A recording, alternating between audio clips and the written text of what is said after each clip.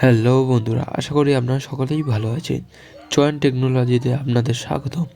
তো বন্ধুরা, এতদিন আমি ভিডিও পোস্ট করতে পারিনি কারণ আমার কিছু ভুলের জন্য আমার চ্যানেলেতে 2 স্ট্রাইকার পড়ে গিয়েছিল। যারা নতুন চ্যানেল খুলেছে তাদেরকে বলবো তারা যেন আমার মতো এই ভুলটি না করে।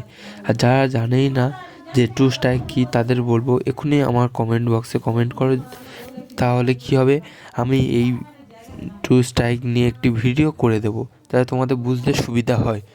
তো বন্ধুরা, আমাদের আজকের ভিডিওটি হচ্ছে পোস্ট অফিসে না গিয়ে বা কোনো কম্পিউটার সেন্টার না গিয়ে কিভাবে আধার কার্ডের সাথে মোবাইল লিঙ্ক করবেন। তো এখন বর্তমানে খুবই হচ্ছে মোবাইল নাম্বার সাথে আধার কার্ডের লিঙ্ক।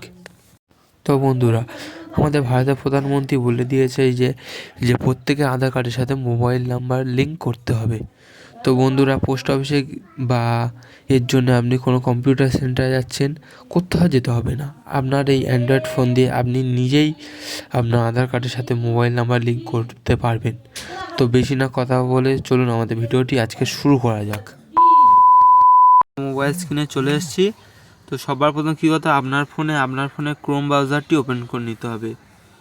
তো ক্রোম ব্রাউজারটি ওপেন করে নেওয়ার পর সার্চ বাটন ক্লিক করতে হবে, তারপর লিখতে হবে Indian post payment bank. Search মারবেন, তো আপনার সামনে পেজ আসবে। প্রথম যে লিঙ্কটি থাকবে ইন্ডিয়ান পোস্ট পেমেন্ট ব্যাঙ্ক, এখানে ক্লিক করবেন না। তারপর যেটা আছে আইপিপিবি কাস্টমার কেয়ার, এটাই ক্লিক করবেন। তো ক্লিক করার পর আপনার সামনে এরকম একটি পেজ আসবে। তো পেজটি আসার পর আপনি এখানে সিলেক্ট করে নেবেন যে আধার লিঙ্ক মোবাইল নাম্বার, আধার আপডেট মোবাইল নাম্বার, যেমন আমি এখানে টিক চিহ্ন মেনে নিয়েছি। তারপর আপনাদের সামনে যে পেজটি এসছে এই পেজটি পুরো ফর্ম ফিল আপ করে নেবেন। নেওয়ার পর কিন্তু 1 সপ্তাহ পর আপনার কিন্তু আধার কার্ডের সাথে মোবাইল নাম্বার লিঙ্ক হয়ে যাবে।